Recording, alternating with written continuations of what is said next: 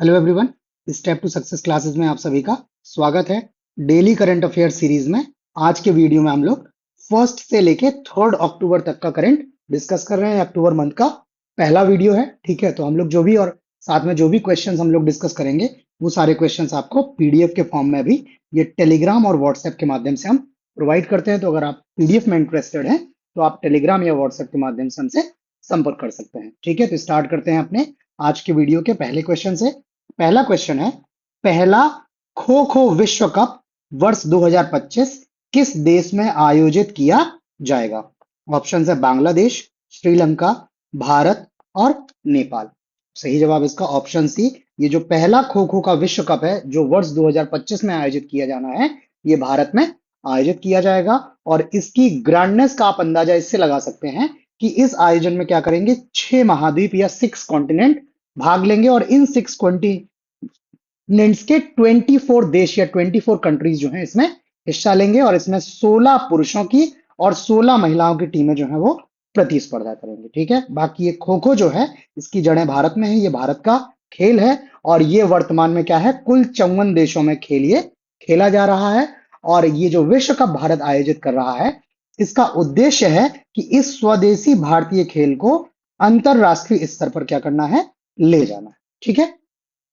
Next question, supreme court के अनुसार जेलों में बंदियों के बीच जातिगत आधार पर कार्य का वितरण संविधान के किस अनुच्छेद का उल्लंघन है? अनुच्छेद 14, 15 और 21, 19, 21 और 23, 14, 15, 17, 21 और 23 और 14, 15, 17 और 21। तो सही जवाब इसका ऑप्शन सी।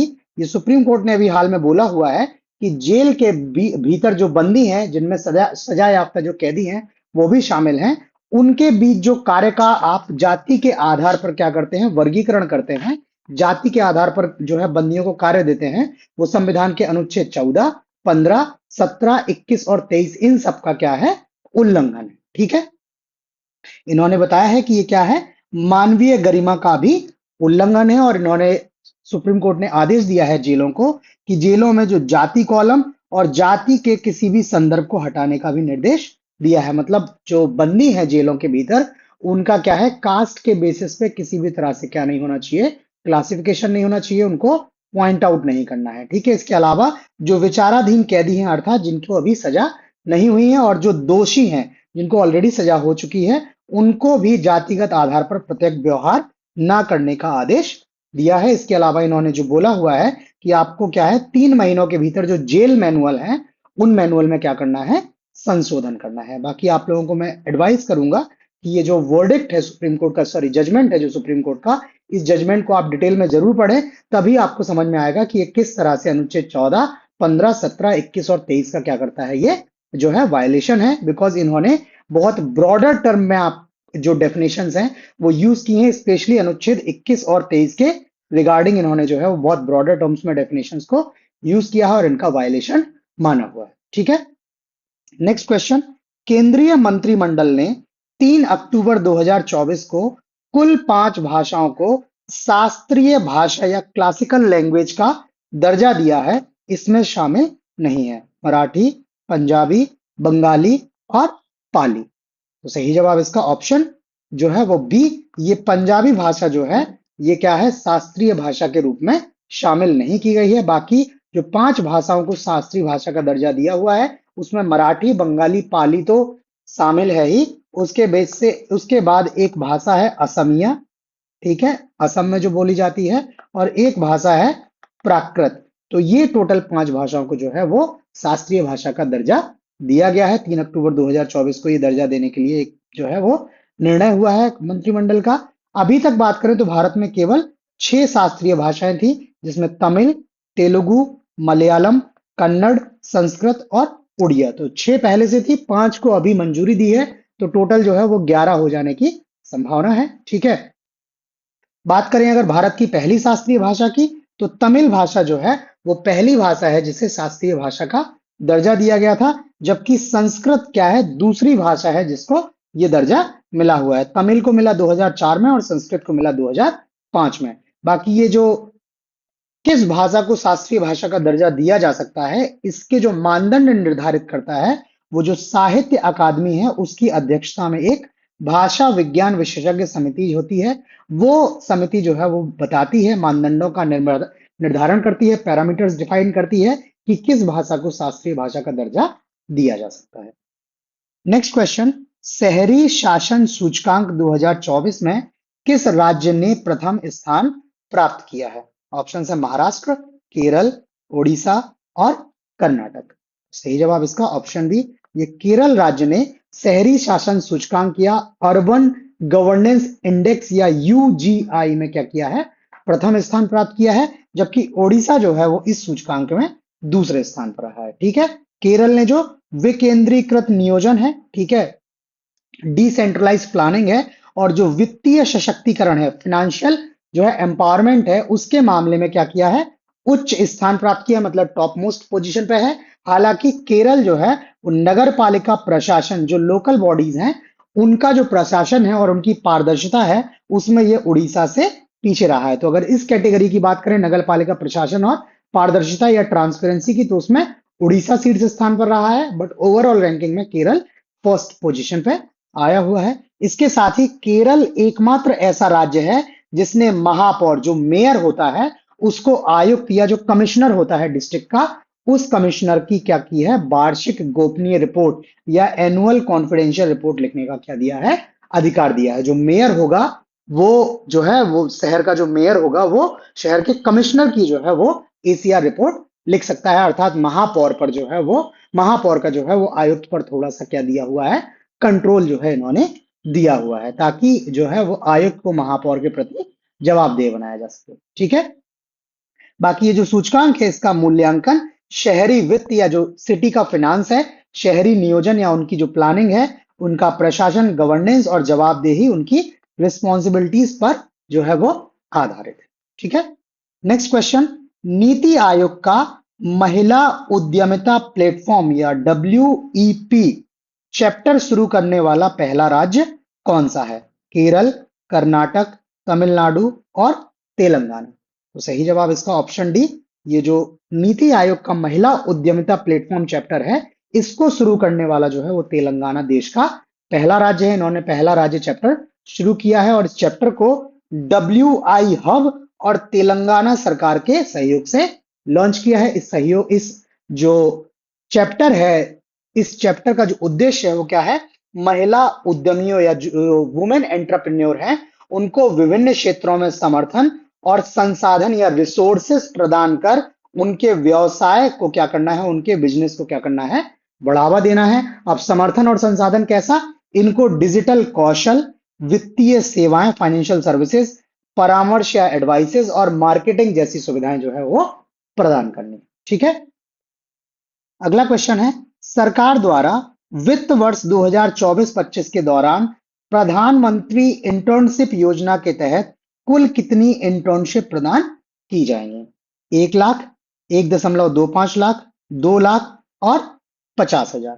तो सही जवाब इसका ऑप्शन बी, जो प्रधानमंत्री इंटर्नशिप योजना शुरू की गई है, उस योजना के दौरान वर्ष 2024-25 के बीच कुल 1.25 लाख इंटर्नशिप प्रदान करने की घोषणा की गई है, जबकि योजना का लक्ष्य है कि ये अगले 5 वर्षों में कुल 1 करोड़ इंटर्नशिप के अवसर पैदा करेगा। और इसके लिए भारत की जो शीर्ष 500 कंपनियां हैं वो इस कार्यक्रम का हिस्सा होंगी, जिसमें जो है वो युवाओं को इंटर्नशिप प्रोवाइड की जाएगी। और जो उम्मीदवार होंगे उनकी जो आयु सीमा होगी वो 21 से 24 वर्ष के बीच की होगी, अर्थात 21 वर्ष या उससे अधिक की आयु के और 24 वर्ष या उससे कम की आयु के युवा जो है इसमें जो है वो इंटर्नशिप ले सकते हैं। और ये कब मिलेगी? पूर्णकालिक रोजगार ना होने वाले युवाओं को लिए ही, अर्थात जिनके पास एक फुल टाइम जॉब है वैसे युवाओं को जो है ये नहीं मिलेगा। ये योजना जो है इसका प्रबंधन या मैनेजमेंट कॉरपोरेट मामले के मंत्रालय, ठीक है, मिनिस्ट्री ऑफ कॉरपोरेट अफेयर्स द्वारा क्या किया है? विकसित ऑनलाइन पोर्टल के माध्यम से ये जो है इसका मैनेजमेंट होगा। और जो सरकारी कर्मचारियों के परिवार कर्मचारियों के जो परिवार के व्यक्ति हैं वो इस योजना के पात्र नहीं होंगे। साथ ही IIT, IIM जैसे प्रतिष्ठित संस्थानों से स्नातक या CA, CAM जैसी योग्यता वाले लोग भी इसमें क्या है? इससे बाहर रहेंगे।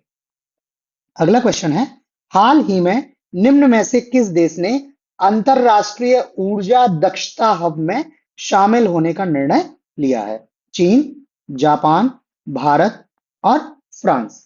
तो सही जवाब इसका जवाब है वो है आपका ऑप्शन सी। भारत ने अभी हाल में निर्णय लिया है कि ये अंतरराष्ट्रीय ऊर्जा दक्षता हब में क्या होगा, शामिल होगा। ये ऊर्जा दक्षता हब की स्थापना जो थी वो वर्ष 2020 में हुई थी, और जो ऊर्जा दक्षता सहयोग के लिए अंतरराष्ट्रीय भागीदारी है, ठीक है, उस भागीदारी के उत्तराधिकारी के रूप में इसकी स्थापना की गई थी। बाकी भारत का जो ये निर्णय है इसमें शामिल होने का, ये वैश्विक ऊर्जा दक्षता लक्ष्यों को बढ़ावा देने और ग्रीन हाउस गैस उत्सर्जन को कम करने के उद्देश्य से किया गया है। ठीक है, बाकी इसके बारे में थोड़ी सी और डिटेल है, मुझे लगा रेलिवेंट है, तो आप इनको पढ़ जरूर लीजिएगा। आप चाहें तो वीडियो को पॉज करके पढ़ सकते हैं, अथवा ये नीचे हमारा टेलीग्राम का यूजर नेम दिया हुआ है, व्हाट्सएप नंबर दिया हुआ है। इसके अलावा जो वीडियो का डिस्क्रिप्शन है, उस डिस्क्रिप्शन में भी जो है वो लिंक दिया हुआ है टेलीग्राम ग्रुप का। तो आप इन सभी माध्यमों से हमसे टेलीग्राम ग्रुप से जुड़ के ये सारे कंटेंट की पीडीएफ आप हमसे ले सकते हैं। उसमें सारा कंटेंट एज इट इज जो है अवेलेबल होगा,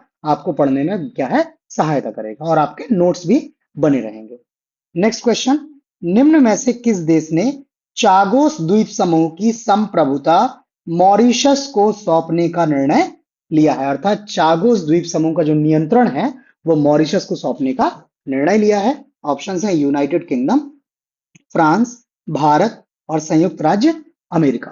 तो सही जवाब इसका ऑप्शन ए, यूनाइटेड किंगडम या ब्रिटेन ने चागोस जो द्वीप समूह है, आइलैंड जो है, ग्रुप ऑफ आइलैंड्स है, वो ग्रुपों की जो संप्रभुता है वो मॉरिशस को सौंपने का निर्णय लिया है। और ये निर्णय जो है मॉरिशस के पूर्ण वी उपनिवेशीकरण की दिशा में क्या है, एक महत्वपूर्ण कदम है। जो मॉरिशस है उपनिवेश रहा है, तो अब इसको पूरी तरह से इसका क्या किया है, वी उपनिवेशीकरण किया हुआ है। और ये जो चागोस द्वीप समूह है ये 1965 में मॉरिशस से अलग कर दिया गया था, और 1814 से इसे क्या कर रहा है, यूके नियंत्रित कर रहा है। ठीक है, यूके इसको बहुत दिनों से नियंत्रित कर रहा है, और 1965 में इसको मॉरिशस से अलग कर दिया था। हालांकि जो समझौता हुआ है उस समझौते में एक और बात निकल के आई है कि एक डियागो गार्सिया करके जगह है, ये बेस है, इस बेस के संचालन के लिए जो है वो मॉरिशस और ब्रिटेन के बीच में एक समझौता हुआ है, जिसमें अगले 99 वर्षों तक जो है वो यूके को डियागो गार्सिया पर क्या है, आधिकारिक शक्ति प्राप्त होगी। ठीक है, ये डियागो गार्सिया कई बार पूछा जाता है, इसकी ज्योग्राफिकल लोकेशन भी आप लोग एक बार मैप में देख लीजिएगा, और ये भी देख लीजिएगा कि इस बेस का जो संचालन है वो कौन करता है। ये बहुत ही स्ट्रेटेजिक एक बेस है। अगला क्वेश्चन, 26वीं जल ऊर्जा प्रौद्योगिकी और पर्यावरण प्रदर्शनी WETEX का आयोजन किस शहर में हुआ है? मुंबई, दुबई, नई दिल्ली और सिंगापुर। तो सही जवाब इसका ऑप्शन बी दुबई है। ये जो 26वीं वेटेक्स प्रदर्शनी है इसका जो आयोजन हुआ है वो दुबई, और इसका आयोजन 1 से 3 अक्टूबर 2024 के बीच दुबई वर्ल्ड ट्रेड सेंटर में इसका आयोजन हुआ है। ये कार्यक्रम दुबई बिजली और जल प्राधिकरण द्वारा आयोजित किया गया है, और इस जो प्रदर्शनी है उस प्रदर्शनी में नवीकरणीय ऊर्जा या रिन्यूएबल एनर्जी, जल उपचार या वाटर ट्रीटमेंट, और पर्यावरण प्रौद्योगिकी एनवायरमेंट टेक्नोलॉजीज के नवाचारों या इनोवेशन पर क्या की गई है, चर्चा की गई।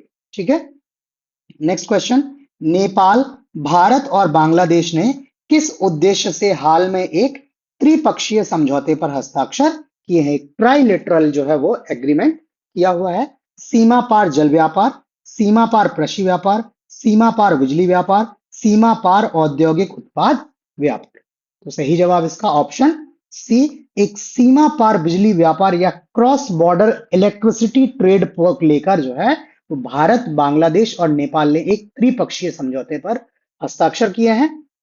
और इस समझौते के अनुसार नेपाल जो है वो हर साल 15 जून से 15 नवंबर तक बांग्लादेश को अपनी अधिशेष बिजली या जो सरप्लस इलेक्ट्रिसिटी है वो निर्यात करेगा, एक्सपोर्ट करेगा, और ये एक्सपोर्ट क्या होगा, भारत के थ्रू होगा, अर्थात इसमें भारत का जो पार्टिसिपेशन है वो बहुत महत्वपूर्ण है। ठीक है, अगला क्वेश्चन, गांधी जयंती किस तिथि को मनाई जाती है? 15 अगस्त, 26 जनवरी, 2 अक्टूबर और 14 नवंबर।